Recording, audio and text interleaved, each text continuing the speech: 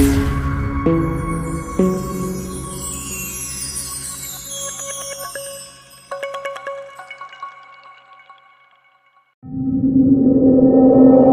जुलाई के सुलगते हुए दिन थे।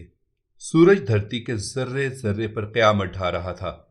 क्या इंसान, क्या जानवर, क्या चरिंद परिंद, हर कोई अव्वल तो अपने ठिकाने से निकलता नहीं था, और निकल भी आए तो साए की पनाह ढूंढना शुरू कर देता था।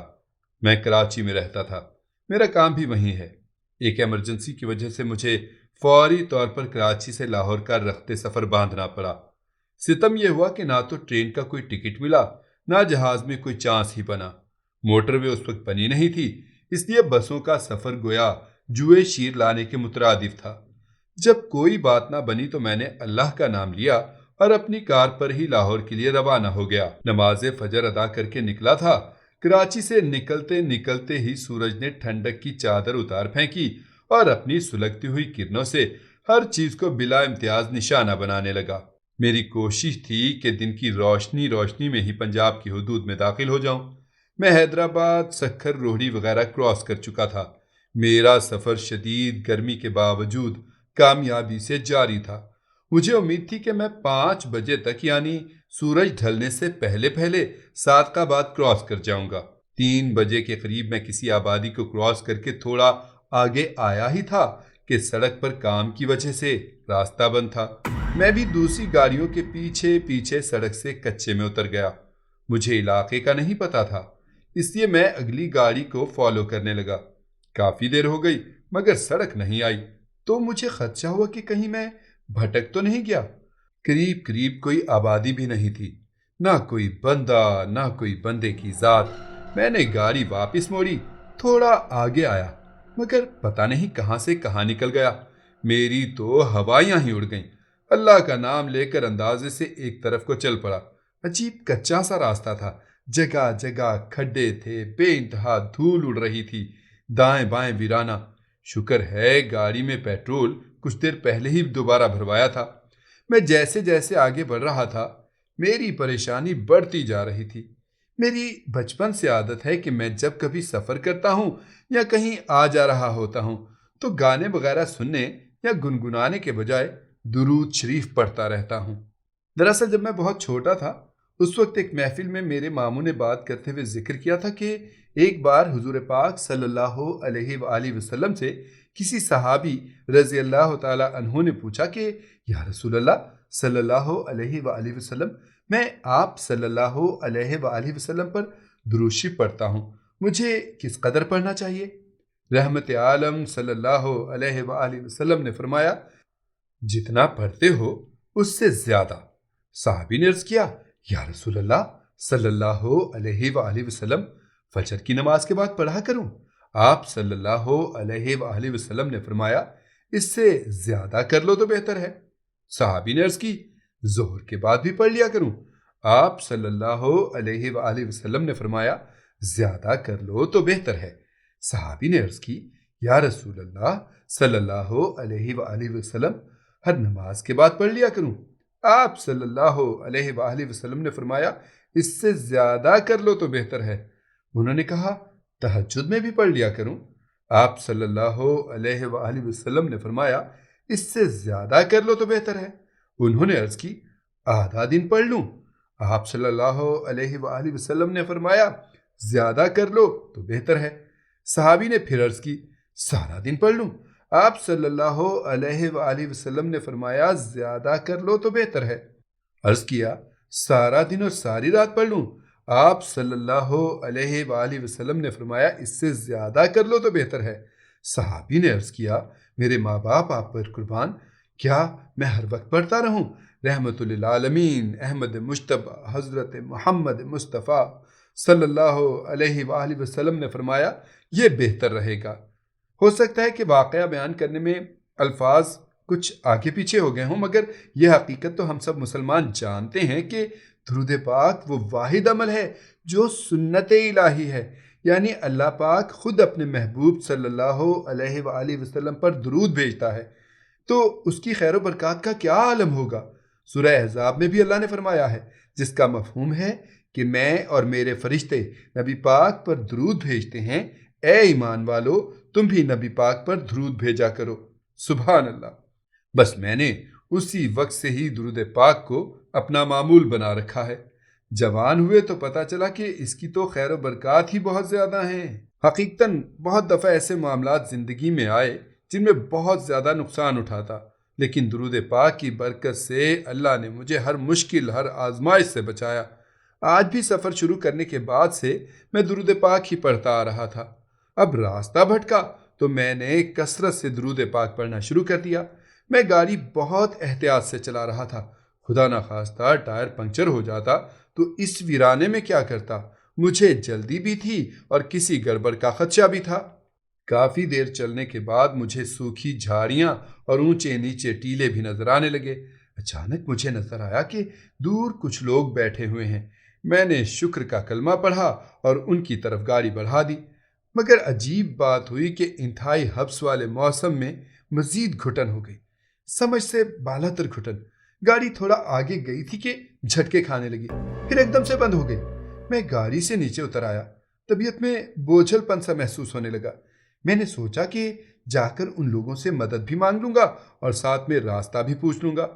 میں تھوڑا آگے بڑھا، دیکھا تو سب لوگ کالے لباس میں ملبوس نظر آئے۔ میں نے سوچا اللہ خیر کرے، کہیں کوئی سوگ والا معاملہ تو نہیں ہو گیا۔ ان کے ساتھ تھوڑا اور قریب ہوا تو سمجھ میں آیا کہ ان کی تعداد 4 ہے اور وہ سب کی سب عورتیں ہیں۔ پتہ نہیں کسی چیز پر جھکی ہوئی تھی چاروں کی چاروں۔ السلام علیکم، بات سنیے گا۔ میں نے تھوڑا پیچھے ہی رک کر آواز لگائی۔ خواتین کی وجہ سے میں زیادہ قریب نہیں گیا تھا۔ میری آواز پر وہ چاروں خواتین نے ایسے سر اٹھایا جیسے چونک گئی ہوں۔ ان میں سے ایک نے جب پلٹ کر میری طرف دیکھا تو میری تو سٹی ہی گم ہو گئی۔ پلٹے بغیر اس نے صرف گردن پیچھے گھمائی تھی، پوری گردن۔ مزید دہشتناک بات یہ تھی کہ اس کے ہونٹوں سے دانت باہر نکلے ہوئے تھے جن سے خون ٹپک رہا تھا۔ مجھے دیکھتے ہی ان چاروں نے ایک فلک شگاف چیخ ماری۔ میرا تو دل ہی دہل گیا۔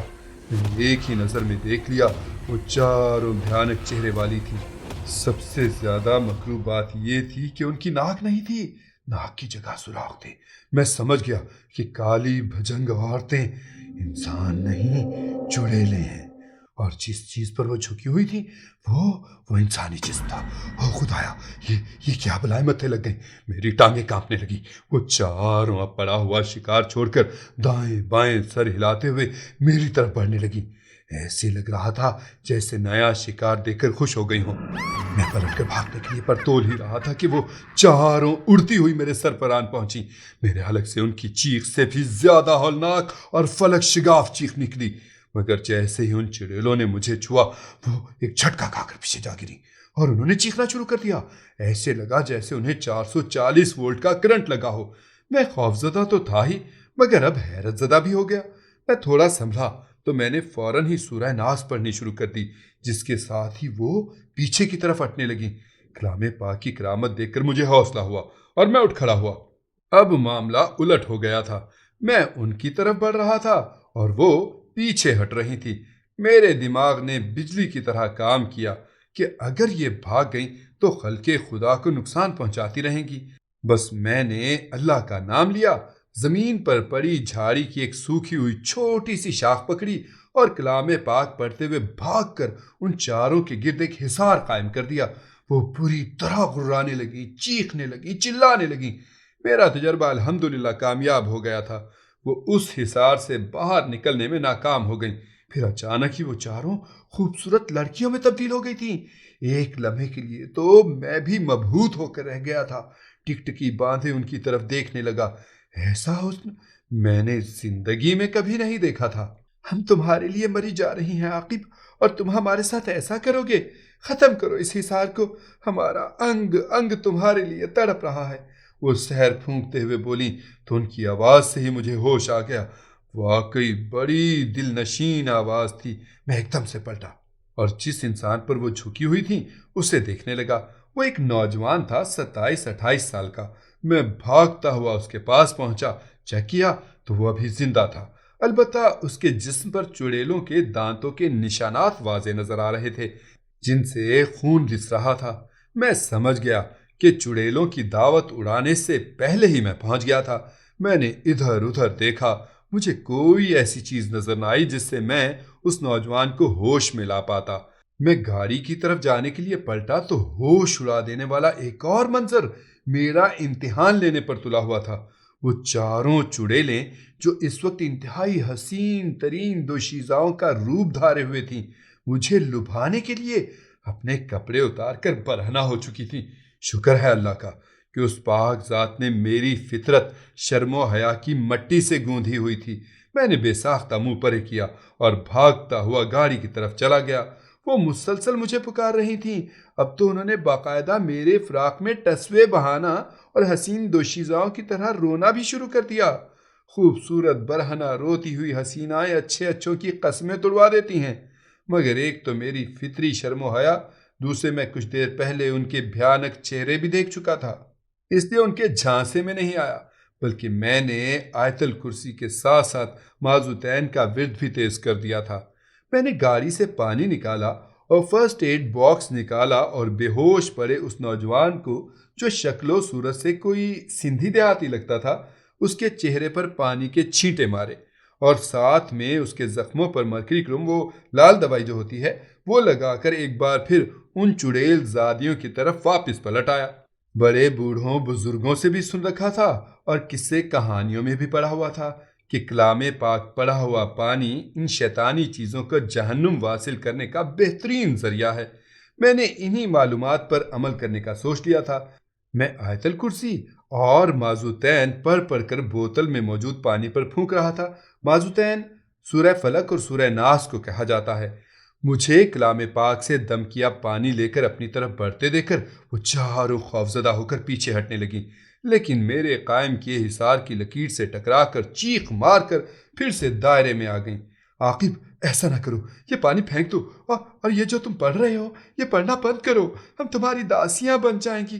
دیکھو دیکھو ہمارا حسن، یہ سب تمہارے لیے ہے، آؤ آؤ اپنی پیاس بجھا لو، پر ایسا نہ کرو۔ ان کی آوازوں میں اب خوف کی صاف طور پر جھلک محسوس ہو رہی تھی۔ تم جس لڑکی پر ہاتھ رکھو گے وہ بھی تمہاری ہوگی، ہم وعدہ کرتی ہیں، ہم پر یقین کرو عاقب۔ انہوں نے ایک اور جال پھینکا۔ مجھے اللہ نے بہت پیاری بیوی عطا کر رکھی ہے اور باقی 70 مجھے جنت میں مل جائیں گی۔ فی الحال تو تم اپنے آقا شیطان مردود کے لیے جہنم میں جا کر صفائی کرو۔ ان کی بے بسی دیکھ کر میں دلیر ہو گیا تھا۔ میں جیسے جیسے ان کے قریب ہو رہا تھا، ان کی شیریں آوازیں ایک بار پھر بھیانک ہوتی جا رہی تھیں، اور پھر جب میں نے چلو میں پانی بھر کر ان پر اچھالا تو وہ ایک دم سے اپنی اصلی روپ میں واپس لوٹ آئیں۔ ان کی فلک شگاف چیخوں نے ماحول پر دہشت طاری کر دی تھی۔ وہ اپنی جگہ پر ایسے اچھل رہی تھی جیسے پیروں کے نیچے آگ لگ گئی ہو۔ میں نے پانی چھڑکنے کی رفتار تیز کر دی۔ یکایک ان کے جسموں پر آگ بھڑکنے لگی جو لمحہ با لمحہ شدید ہوتی جا رہی تھی۔ شعلوں کے ساتھ ساتھ ان کی چیخیں بھی بلند ہونے لگیں۔ پھر تھوڑی دیر کے بعد وہ چاروں جل کر خاکستر ہو گئی۔ اس دوران میں مسلسل کلام پاک پڑھ رہا تھا کیونکہ مجھے خدشہ تھا کہ کوئی شیطانی چیز مجھ پر حملہ نہ کر دے۔ منجھا مرشد، منجھا پیر سائیں، آپ فرشتہ بن کر مجھے بچانے آ گئے، آپ کا بہت بہت شکریہ سائیں۔ اچانک ہی کسی نے میرے پاؤں پکڑ کر رونا شروع کر دیا۔ میں نے گھبرا کر دیکھا تو وہ بے ہوش نوجوان تھا جسے پتہ نہیں کب ہوش آ گیا تھا۔ او بھائی، میں کوئی پیر یا مرشد نہیں ہوں، پاؤں چھوڑو میرے، میں نے اسے کندھے سے پکڑ کر اٹھاتے ہوئے کہا، مگر وہ تو بس روئے جا رہا تھا، بار بار میرے پیر پکڑنے کی کوشش کرتا۔ تنگ آ کر میں نے اسے غصے سے ڈانٹا تو وہ ایک جگہ پر ٹھہرا۔ اپنے بارے میں کچھ بتاؤ جوان، کون ہو تم اور ان چڑیلوں کے ہاتھے کیسے چڑھ گئے؟ میں نے پوچھا۔ ادا، میرا نام مراد پمر ہے پیر سائیں، میں تو شہر جا رہا تھا کام کاج کرنے کے لیے کہ ایک سونی سی چھوکری میرے سامنے آ گئی۔ وہ میرا نام بھی جانتی تھی سائیں، حالانکہ میں نے اسے پہلی بار دیکھا تھا۔ مراد پمر نے اپنا قصہ شروع کر دیا۔ دیکھو مراد، اب مجھے پیر یا مرشد مت کہنا، سمجھے؟ آگے بتاؤ۔ میں نے سختی سے اسے ڈانٹتے ہوئے کہا، جی اب نہیں کہوں گا سائیں، معاف کر دیں۔ ادا، وہ پھر میرے پاؤں پکڑنے لگا تو میں 2 قدم پیچھے ہٹ کر اسے غصے سے دیکھنے لگا۔ سائیں، اس چھوکری نے کہا کہ اس کی اماں بہت بیمار ہے، مدد کر دو۔ میں اس کے ساتھ آیا تو آگے ایک اور مائی کالے کپڑوں میں زمین پر بیٹھی ہوئی تھی۔ میں جب پاس آیا تو وہ تو سائیں کوئی چڑیل تھی۔ سائیں میں ڈر کے اس چھوکری کی طرف مڑا تو وہ پتہ نہیں کہاں غائب ہو گئی، اس کی جگہ ایک اور چڑیل ہی کھڑی تھی۔ سائیں میں تو ڈر سے بے ہوش ہو گیا۔ اب جب ہوش آیا ہے تو یہ 4 چڑیلیں آگ میں جل رہی ہیں۔ مراد نے میرے غصے سے سہم کر ساری بپتا سنا دی۔ اچھا تمہیں شہر کا راستہ آتا ہے؟ میں نے پوچھا۔ جی جی سائیں، میں نے اس ٹیلے کو پہچان لیا ہے، ہمارے بڑے بزرگ کہتے ہیں کہ یہ پکی تھاں ہے، میرا مطلب ہے یہاں پر کالی چیزیں ہوتی ہیں، اور آج تو واقعی دیکھ بھی لیا۔ مراد ایک بار پھر دہشت زدہ نظر آنے لگا۔ میرے ساتھ گاڑی میں بیٹھو، میں تمہیں شہر چھوڑ دوں گا، میں اسے کہہ کر گاڑی کی طرف بڑھنے لگا۔ ابھی تو مجھے یہ خدشہ تھا کہ کہیں گاڑی ہی خراب نہ ہو گئی ہو۔ میں نے اللہ کا نام لیا، گاڑی میں بیٹھ کر سلف مارا تو گاڑی سٹارٹ ہو گئی۔ میں نے مراد کو گاڑی میں بٹھا لیا اور اس کی رہنمائی میں جلد ہی جی ٹی روڈ پر پہنچ گیا۔ اللہ کا شکر ہے کہ مغرب سے پہلے ہی ہم ایک بار پھر آبادی میں پہنچ گئے تھے۔ مراد میرا شکریہ ادا کرتے نہیں تھک رہا تھا۔ اس نے میرے پوچھنے پر بتایا کہ وہ شہر سے 10,000 روپے کما کر اپنا کاروبار شروع کرنا چاہتا ہے۔ میں نے شہری آبادی میں پہنچ کر اسے 10,000 روپے کاروبار شروع کرنے کے لیے دیے تو وہ لینے سے انکاری تھا، مگر میں نے زبردستی اس کی جیب میں رقم ڈال دی۔ آنسو بہاتی آنکھوں کے ساتھ وہ ایک بار پھر مجھے دعائیں دینے لگا، اور میں وہاں مسجد میں نماز مغرب ادا کرنے کے بعد ایک بار پھر لاہور کی طرف گاڑی بھگاتے ہوئے اپنے اللہ کا شکر ادا کرنے لگا، جس نے اتنی خوفناک صورتحال سے نہ صرف مجھے بچایا بلکہ ایک معصوم کی جان بچانے کی سعادت بھی عطا کی، اور ساتھ میں شیطانی مخلوق کو جہنم واصل کرنے کا اعزاز بھی بخشا۔ میں اپنے رب کا جتنا شکر ادا کروں کم ہے، بے شک میرا اللہ بڑا مہربان ہے۔